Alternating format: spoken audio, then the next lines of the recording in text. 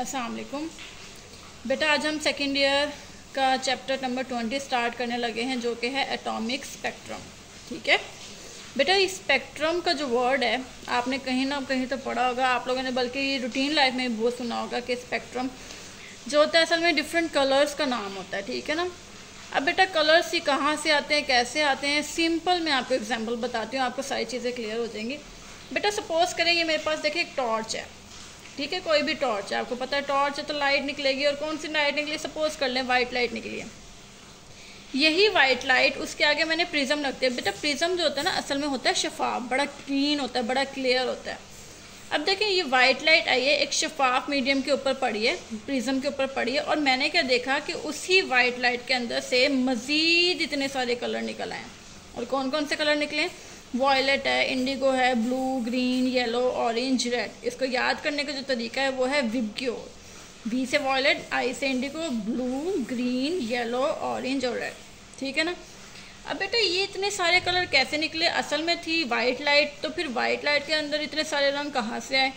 तो बेटा ये बात आपको कहीं ना कहीं तो याद होगी, छोटे होते आप लोगों ने कभी की होगी, कलर मिक्सिंग की होगी आप लोगों ने, कि दो कलर को मिलाया तो कोई तीसरा कलर बन जाता है, तीन कलर को मिलाया तो कोई एक नया कलर ईजाद हो जाता है। तो बेटा वाइट लाइट को जब हमने देखा किसी मीडियम पे, तो हमने देखा कि इतने सारे कलर्स का कॉम्बो है, कॉम्बिनेशन है।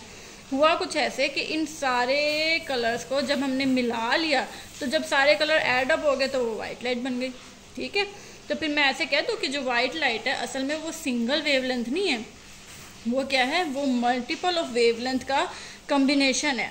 मल्टीपल ऑफ वेवलेंथ का क्या मतलब है कि देखें वॉयलेट है तो जाहिर सी बात है वो कोई और कलर है, उसकी कोई और वेवलेंथ है, उसकी एनर्जी कुछ और है, उसकी फ्रीक्वेंसीज कुछ और है। इंडिगो है तो उसकी भी वेवलेंथ कुछ और है, ब्लू की वेवलेंथ अलग है, ग्रीन की अलग है, येलो, इन सब कलर्स की वेवलेंथ डिफरेंट है। ठीक है, तो फिर वाइट लाइट अगर कोई मुझे कहे कि क्या white light single wavelength carry करता है, तो बेटा आंसर इज नो, बिल्कुल भी कैरी नहीं कर सकता है सिंगल वेवलेंथ। क्यों? क्योंकि वाइट लाइट असल में सिर्फ वाइट लाइट है, लेकिन अंदर कॉम्बिनेशन तो आप देखें कितने सारे हैं। इसका मतलब है एक वेवलेंथ नहीं, इतनी ज़्यादा वेवलेंथ इसमें ऐड अप हुई हुई हैं। तो हम इसलिए हम वाइट लाइट कहते हैं कि कॉम्बिनेशन है डिफरेंट कलर्स का, या फिर सेट ऑफ कलर है। ठीक है, तो हम इसकी डेफिनेशन थोड़ा स्टडी कर लेते हैं। अ सेट ऑफ कलर्स, ठीक है, एक कलर का सेट है when light is disperse. Disperse का मतलब हो गया ना फैलना। कब फैलती है? On passing through a glass prism. Prism जो है ग्लास का ही बना होता है ना, ग्लास प्रिज्म पे जब लाइट पड़ती है तब डिस्पर्स होते हैं। या फिर ग्रेटिंग, बेटा ग्रेटिंग जो है ना हमने 9 चैप्टर में पढ़ा था फर्स्ट ईयर में, तो ग्रेटिंग की हेल्प से भी जो है ना लाइट इस तरह का पैटर्न बना लेती है। तो ये जो पैटर्न है उसे हम क्या बोलते हैं? Spectrum is called spectrum. ठीक है, तो ये हमारे पास हो गया स्पेक्ट्रम। अब बेटा लाजमी नहीं है, क्योंकि देखें ये जो पैटर्न था ना असल में ये सारा था हमारे पास विजिबल रीजन। ठीक है, विजिबल का मतलब है नजर आने वाला, तो ये हमें नजर आ गए कलर। बाज दफ़ा बेटा ऐसा होता है कुछ वेवलेंथ, क्योंकि ये सारी वेवलेंथ थी जो नज़र आ रही थी, कुछ वेवलेंथ ऐसी भी होती है जो हमें नज़र नहीं आती, उनके क्या क्या नाम है? वॉयलेट है, वॉयलेट के ऊपर क्या है? Ultraviolet. ठीक है, अल्ट्रा वायलेट के ऊपर क्या है? एक्सरेज, और एक्सरेज के ऊपर क्या है? Gamma rays. और बेटा आपने देखा होगा ये जो रेज है आपको कभी भी नज़र नहीं आई। ठीक है, नज़र आने भी नहीं वाले। क्यों? क्योंकि किसी और रीजन में लाई कर रही होती हैं। ठीक है, अब इसी के नीचे आप देखें इंफ्रारेड रीजन भी है, माइक्रोवेव भी है, रेडियो वेव्स भी है। ये रीजन भी आपको नज़र नहीं आता, यानी कि क्यों नज़र नहीं आ रहा?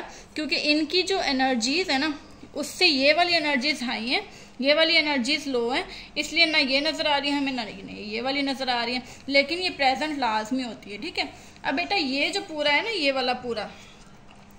वाला पूरा कहाँ से लेके गैमा रेज से लेकर रेडियो वेव तक, ये जो पूरा है ये असल में इलेक्ट्रोमैग्नेटिक स्पेक्ट्रम है। ठीक है, ये किसका स्पेक्ट्रम है? इलेक्ट्रोमैग्नेटिक वेव्स होती है ना जो इलेक्ट्रिकमैग्नेटिक फील्ड की वजह से होती हैं, तो उसका जो पूरा स्पेक्ट्रम है वो हमारे पास ये पूरा आ गया। और बेटा ये लाइन वाइज याद करेंगे तो आपको इनकी एनर्जीज वेवलेंथ हमेशा याद रहेंगी, भूलेंगे नहीं। ठीक है, और ये पॉइंट आपने लास्ट में याद करना है, विबग्योर के नाम से याद करेंगे, इसी अरेंजमेंट के साथ याद करेंगे तो आपके MCQs भी कवर हो जाएंगे। ठीक है, चले जी आगे देखते हैं बेटा हम। आगे है स्पेक्ट्रोस्कोपी। तो फिर इतने इसमें क्या है देखें, नाम पढ़े स्पेक्ट्रो, तो ये तो निकला स्पेक्ट्रम से। ठीक है, स्कोपी तो स्टडी होगी। ठीक हो गया, तो स्पेक्ट्रम की जो स्टडी होगी उसे हम स्पेक्ट्रोस्कोपी बोलेंगे, सिंपल।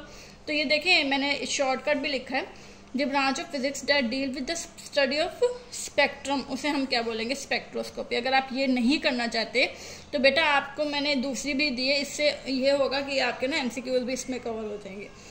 तो ये भी पढ़ लेते हैं, the branch of physics that deal with the investigation of wavelength, जो कि वेवलेंथ, क्योंकि देखिए ये जो स्पेक्ट्रम था इसमें हमने वेवलेंथ तो डिस्कस की है, and intensities of electromagnetic radiation, और कितनी इंटेंसिटी के साथ, ठीक है, चाहे वो एमिट हो रही है चाहे वो एब्जॉर्ब हो रही है, उसको भी हम स्पेक्ट्रोस्कोपी कह सकते हैं। ठीक है, ये भी बहुत सिंपल सी डेफिनेशन है और ईजी भी है। आगे देखते हैं बेटा टाइप्स ऑफ स्पेक्ट्रम। तो सिंपली अगर मैं बोलूँ तो स्पेक्ट्रम की सिर्फ 3 ही टाइप है, एक है कॉन्टिन्यूस स्पेक्ट्रम, एक है लाइन स्पेक्ट्रम, लाइन स्पेक्ट्रम भी आप इसे कह सकते हैं, आप इसे डिसकंटिन्यूस स्पेक्ट्रम भी कह सकते हैं, और एक आ जाता है हमारे पास बैंड स्पेक्ट्रम। तो बेटा स्टडी कर लेते हैं क्या क्या है। कॉन्टिन्यूस, देखिए नाम ही बता रहा है कि कॉन्टिन्यूस पैटर्न होगा, और कॉन्टिन्यूस पैटर्न कैसा होगा, जैसे बेटा आपने रेनबो के कलर देखे होंगे, जो रेनबो होती है ना, रेड है, ऑरेंज है, ब्लैक है, ब्लू है, येलो है, ये सारे जो कलर है बेटा इंटरमिक्स होते हैं, कोई क्लियर हो ही नहीं रहा होता।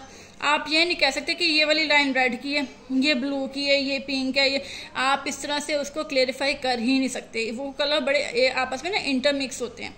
तो बेटा हुआ क्या, हमने व्हाइट लाइट भेजी, प्रिज्म पे फॉल हुई और हमने देखा कलर डिस्पर्शन होगी, और जो पैटर्न मिला है ना वो ये पैटर्न मिला है। यहाँ पे देखें, ध्यान से देखें ये पैटर्न ना, और देखें पैटर्न ध्यान से देखें, ब्लैक के बाद कब ब्लू आया पता ही नहीं चला, ब्लू के बाद फिर ब्लैक आ गया नहीं पता चला, और ये देखें आपस में इस तरह से मिले जुले से हुए, पता ही नहीं चला कौन सा कब खत्म हो रहा है, अगला कब शुरू हो रहा है। तो जब इतने से इतने आपस में इंडल्ज होंगे ना कलर, उससे हम क्या कहेंगे, कॉन्टिन्यूस स्पेक्ट्रम। इस तरह का जो पैटर्न रिसीव होगा वो हमारे पास कॉन्टिन्यूस स्पेक्ट्रम होगा।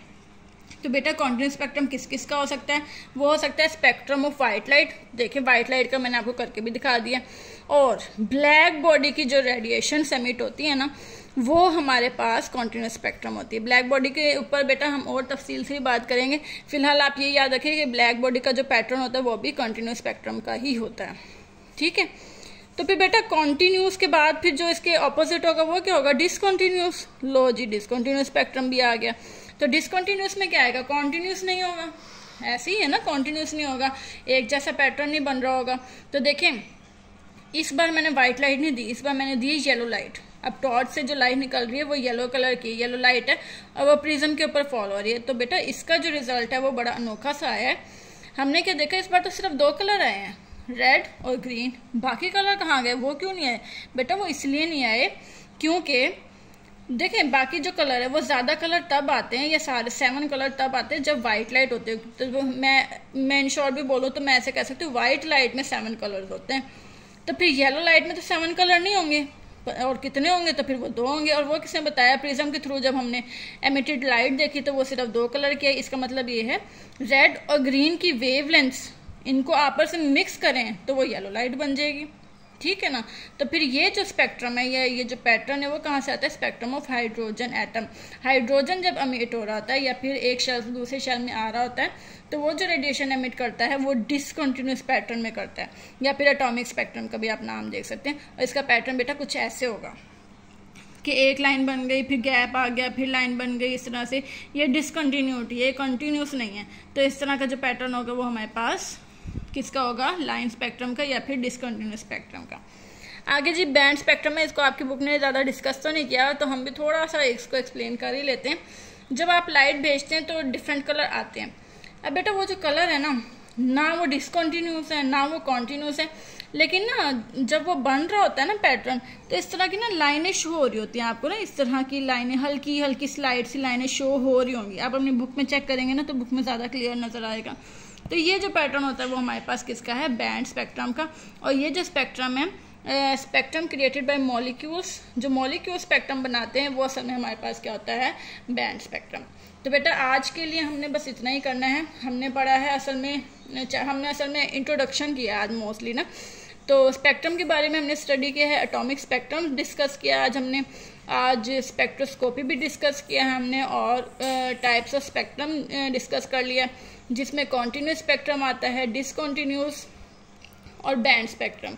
ठीक है, इसे आप अच्छे से प्रिपेयर कर लीजिएगा, एक बार बुक से भी स्टडी कर लीजिएगा और कल से इंशाल्लाह फिर हम आगे भी डिस्कस कर लेंगे। ठीक है, टिल देन ओके जी, अल्लाह हाफिज़।